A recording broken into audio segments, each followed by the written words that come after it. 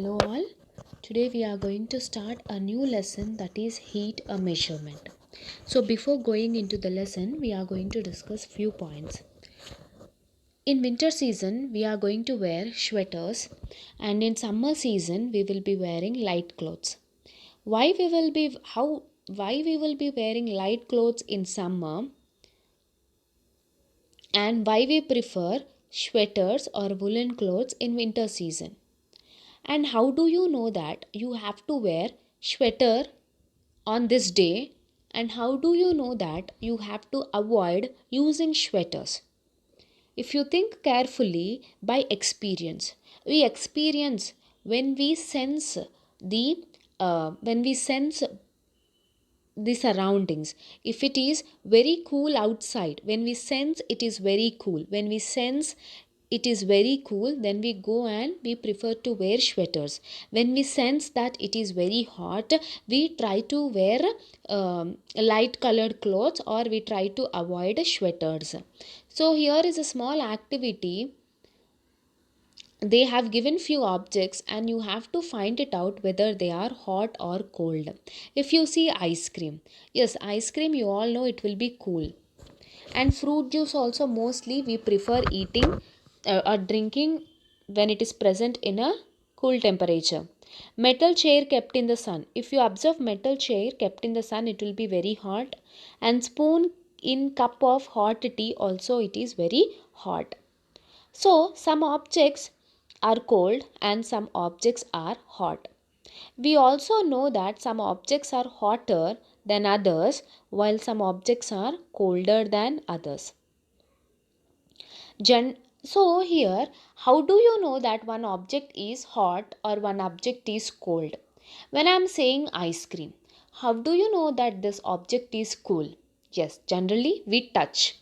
When you touch, you will be knowing whether the object is cool or whether the object is hot. When you touch the metal chair kept in the sun, it will be very hot. So, by touching, you will be know whether an object is hot or cold. Now, here there is an activity.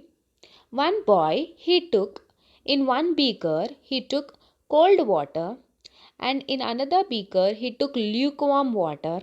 Lukewarm water is neither too hot, neither too cold, and in the third beaker, he has taken hot water. So, the right hand finger he dipped in hot water, and the left hand finger he kept in cold water. He placed both the fingers like that only for 2 to 3 minutes. After placing them, what he did, he took both these fingers and he kept in lukewarm water. He kept both the fingers in lukewarm water. When he placed these two fingers in lukewarm water, what are you going to observe? So, what do you feel about hotness of water now?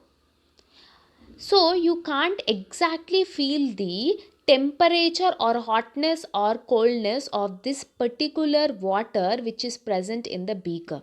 Why? Because one finger we feel it cold like that only, and other we feel hot like that only. Why? Because just now from the cold water you removed the finger and you kept in this beaker, and just now from the hot water you removed the finger and you kept in this beaker. So it takes time for you to it takes time for your fingers to adjust for that particular water hotness or coldness, because just now you removed the finger from the cold water and you kept here. Still your finger is remaining cold only. So you think the water is cold. And the finger which you removed from the hot water you kept in this beaker.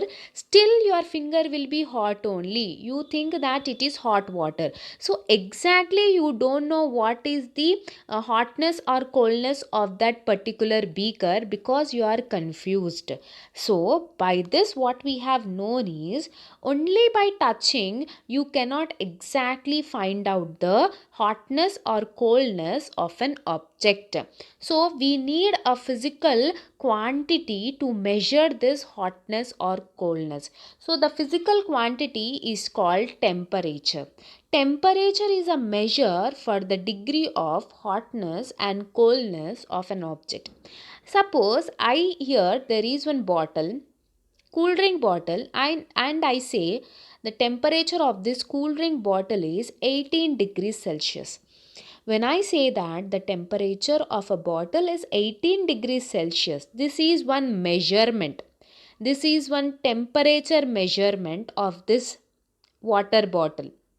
That means by this you can find out, by seeing this temperature you can find out how much hot or how much cold the object is there. So, suppose if I say, for example, this book weight is 1 kg. When I say this the book weight is 1 kg, what comes into your mind? The book, when I say book is 1 kg, then you come, by seeing this quantity you will be getting to know that this book weighs 1 kg. So, in the same way, when I say 18 degrees Celsius, it is a temperature. It is one measurement for hotness or coldness of a particular object. When I say this temperature, you will be knowing what is the hotness or coldness of an object. When I say this bowl water temperature is 100 degrees Celsius, then you will be knowing the degree of hotness. Okay, this bowl water is 100 degrees Celsius. You will be knowing the temperature of a particular object. So that is, temperature is a physical quantity. It is a measurement of the degree of hotness and coldness of an object. And if you know, when we talk about heat, temperature, so heat is also a form of energy. See, generally, why do we need energy? What is the use of this energy? You all know energy helps us to do some kind of work. Energy always helps us to do some kind of work. So here, how can we prove that heat is a energy? I think that you all have seen a bowl of water which is boiling here. A bowl of water with a lid on it. You have to place a lid on it and you have to start boiling the water.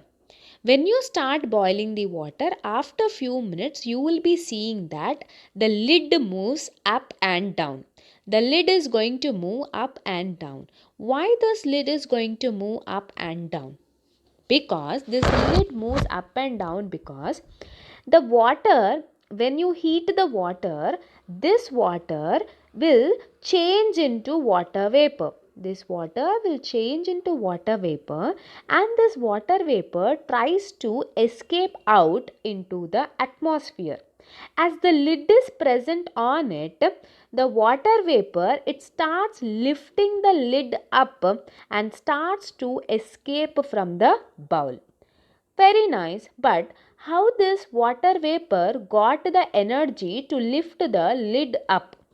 When you are lifting the lid, the water vapor also need energy. So how does this water vapor got energy to lift the lid? So this water vapor, it got the energy from the heated water. From the heated water, water vapor got energy to lift the lid up. Then how this heated water got energy? Heated water has also have energy. Then how does this heated water got energy? This heated water got energy from the fire. So fire is nothing but heat. So heat is providing the energy to the water and that heated water is providing energy to the water vapor. So at last the energy which is present in the water vapor, it starts moving the lid up and it escapes into the atmosphere. By this we can say heat is also a form of energy. This heat is also helping us to do some kind of work. So this is our today's class. In the next class we are going to discuss about next topic.